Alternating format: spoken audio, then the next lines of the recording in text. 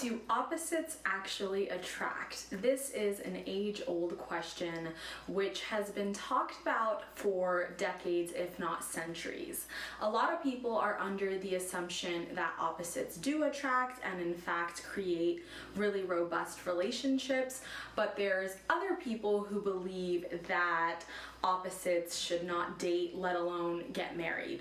So in today's video, I'm going to be talking about when differences enhance the relationship, when differences can destroy a relationship, and what I personally recommend. If you've ever studied chemistry, then you know that protons, which are positively charged, attract electrons, which are negatively charged. So even in science, we see examples of positive attracting negative and vice versa. So the question is, what happens between humans, between actual men and women? Do opposites actually attract?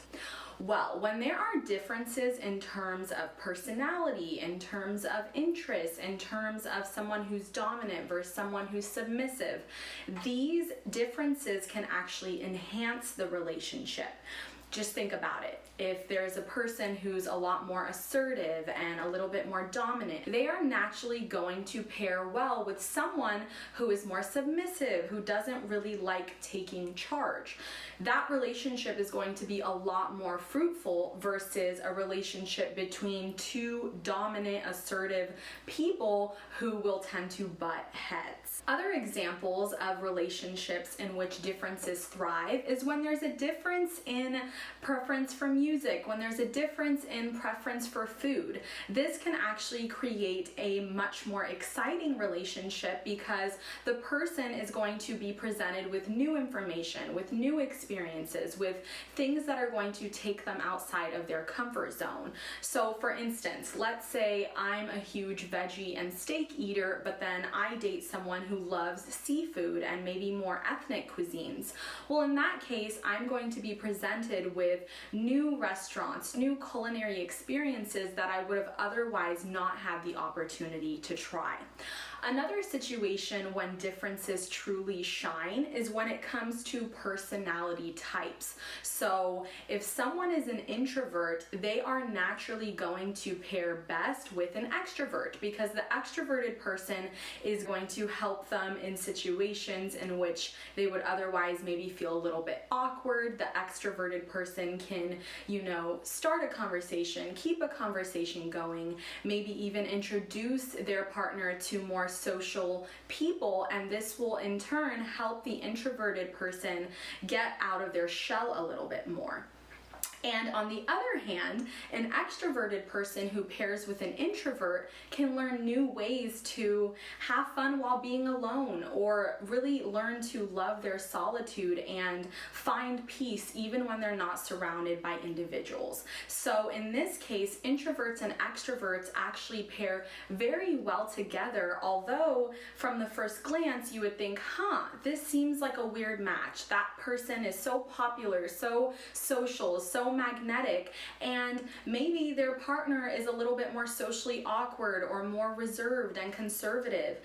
By just looking at that couple, you might think, they're so different, but actually they complement each other and their personalities end up meshing a lot more easier versus someone who is extroverted who's paired with another extrovert. So now I'm going to present you guys with some data and research that I found which backs up the statement that opposites do in fact attract, and actually their differences can make for a much healthier relationship. So in a 1997 article, they found that participants in complementary relationships reported more satisfaction than those with similar partners. So they found that when a dominant person was paired up with a submissive person, this created a lot more satisfaction internally. And when couples were responding to surveys, they found that people who were paired with someone who was opposite in terms of personality actually ended up being a lot more happier and fulfilled in the partnership. Furthermore, participants whose goals were complemented by their partner's behavior also reported more satisfaction in the union. So what this means is, for instance, let's say I'm a very extroverted person, but my goal is to be happy with my own company. My goal is to not have to be surrounded by people all the time. My goal is to find comfort and peace just in being at home. Well, in that case, pairing with an introverted person would help make those goals a reality.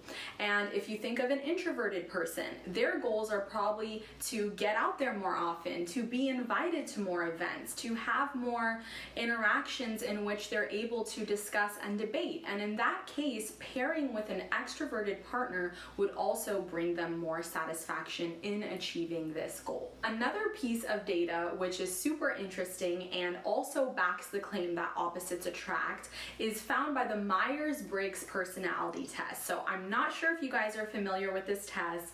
I personally love taking personality tests just because I love to learn more about myself, my interests, my personality, and I think the more self-aware we become, the more we're able to just allow our desires to manifest, because if you truly know yourself and understand yourself, then you know what your needs are, you know what your triggers are. So just a side note, highly recommend taking the personality test. Perhaps I can leave a link to the test down below in the description.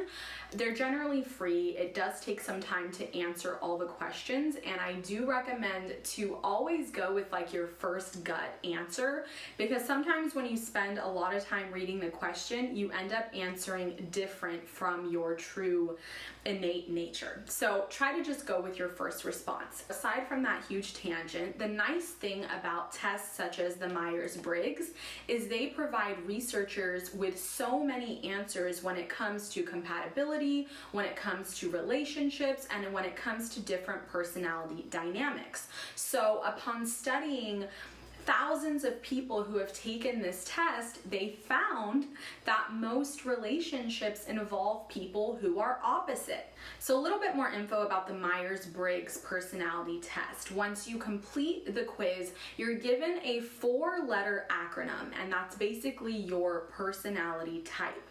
So personally for me, I am an ENFJ, and each of those letters stands for something. So the E stands for extrovert, the N stands for intuitive, the F stands for feeling, and the J stands for judger. So when they were doing research on this personality test, they found that most happy couples tended to partner up with people who were opposite on the scale. So introverts were attracted to extroverts, thinkers were attracted to feelers, perceivers were attracted to judgers, and so forth. So this data does confirm that not only do people who are opposites tend to be happier, but they tend to naturally gravitate towards those who are different from themselves. So now that we've discussed ways in which differences can really enhance a relationship, I want to talk about when differences can destroy a relationship. And this is when the differences are in terms of needs versus wants. So as we saw in the first example, your taste in music or your preference in food is not make or break, right? Like if I love hip hop, but my partner loves country, that is probably something we can navigate.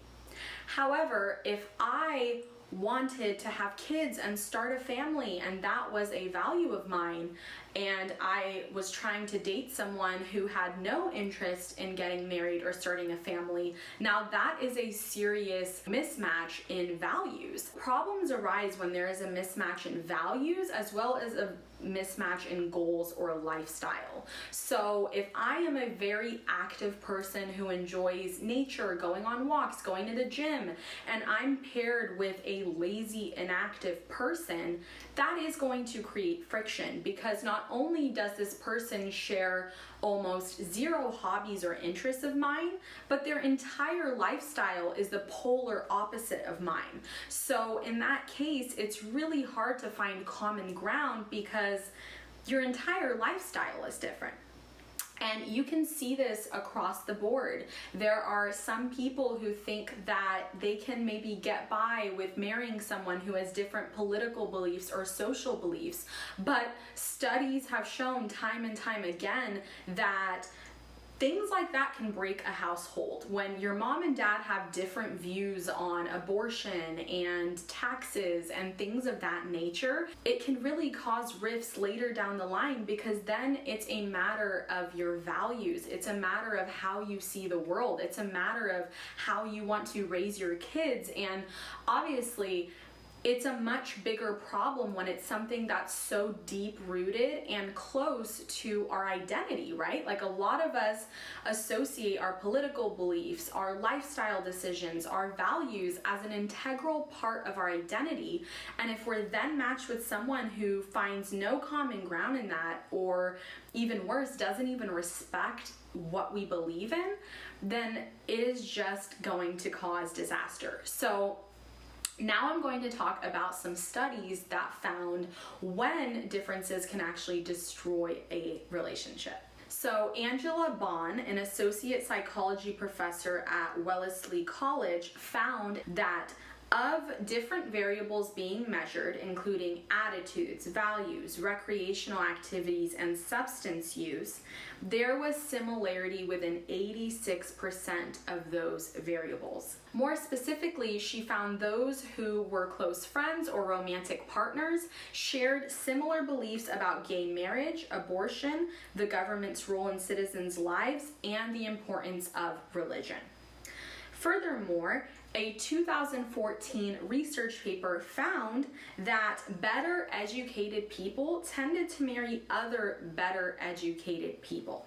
Those who had less schooling tended to partner with people of similar educational levels. So as we can see in this data set, while yes, studies show introverts are attracted to extroverts and judgers are attracted to perceivers, they also found that when it comes to actual attitudes about the world, actual beliefs about controversial issues, even things such as substance use and education levels, these tend to be pretty similar among partners. So all in all, yes, differences can make us attracted to someone, but when those differences are so integral to our identity, to our belief system, to our values, that is when the differences are no longer a positive and they actually become a negative. So now I want to share what I personally believe and what I advise for all of my clients, and it's to find your complement. You don't necessarily want to find your polar opposite, but you want to find someone who complements you in the areas that you are weak. So for instance, I truly shine in the communication realm. I'm all about forming friendships, maintaining relationships, networking, like getting out there. You know, I'm on YouTube. I love to voice my opinions and things of that nature. And naturally, I would say maybe I fall short a little bit when it comes to the areas that don't fall under the umbrella of communication. So perhaps it's like logical and reasoning, and that is an area in which I fall short because I'm much more emotional. And so in that sense, I am going to find someone who shines in that realm and who can be logical and reasonable and not be emotionally swayed due to friendships or relationships. And that dynamic is going to serve me well because now we're both bringing our strengths together and our own weaknesses basically go blind because now our partner is filling in that void for us. So a complementary couple is one in which one partner's strength is the other person's weakness and vice versa. So perhaps you are watching this video and you are a horrible cook.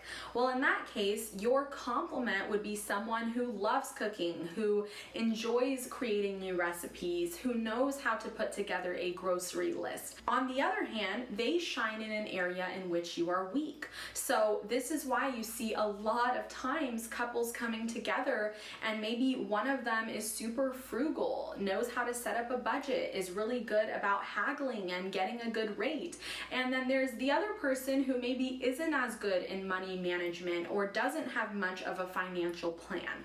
Now, Once again, this isn't to say that, oh, they are going to take over. You don't need to know anything about your weakness. Obviously, you're going to come together and help upgrade one another. So naturally, as you guys are dating and potentially going to get married, you guys are going to rub off on each other and reach a middle ground in which there are no true huge weaknesses, because you've learned from the other person, you've brushed up on those skills, and being with this person has helped upgrade you in areas that you are weak. When we find our complement, this creates strong attraction. Just like we've seen with the protons and the electrons, when there are differences, there is a lot more magnetism, there is a lot more polarity, there is a lot more of this pull towards the other person, because they are bringing a flavor that you don't have, right? So if I'm someone who loves to nurture and take care of someone, and I love to, follow a man's lead, well then I am going to succeed in a relationship with a man who is dominant, who's assertive, who likes to take charge, who likes to take lead, who, provides a safe environment for me to surrender and nurture. And this is where I feel that a lot of people get it wrong. They're trying to date their identical, which never works, or they're dating someone who's opposite, but not just in terms of personality, but in terms of everything, their vision, their values, their political beliefs. And unfortunately, that doesn't tend to work. You don't see many people who have been together who have completely opposing values or goals or lifestyles. Yes, there tend to be differences in their personality type, in their interests, perhaps even in their hobbies, but when it comes to their actual outlook on life, it tends to be quite similar. And what's even more beautiful is this self-help book called Reconcilable Differences. Psychologists found that partners actually move into complementary roles gradually over time, naturally. And it is because as you grow with someone and you face all these challenges over the years and see them in good times and bad times, you will naturally start complimenting them because you care about them, you love them, and you want to help them in any way that you can. So you tend to kind of create this complementary role, and it can be as simple as, oh, your partner's working late. Well, how can you make their life easier? Maybe you can throw their laundry together. Maybe you can get dinner started. And on the other hand, maybe if your husband sees you struggling and you just had a child and you just need some fresh air, he can step into that parenting role without even asking and offer you that time for yourself that you require. So true healthy relationships are those that have differences, but they are not polar opposites, and they're also not identical.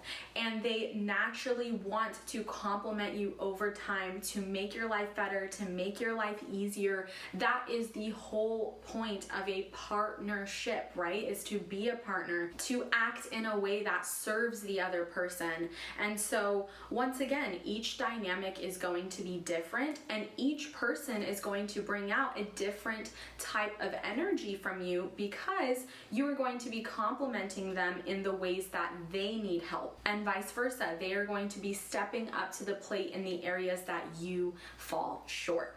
So that is all that I have for you guys today. I hope that this video was helpful. Make sure to comment down below if you have any questions. And also, if you would like to work with me one-on-one in a coaching setting, I have all of the information on that in the description. Thank you so much for watching. I will see you all very soon. Bye.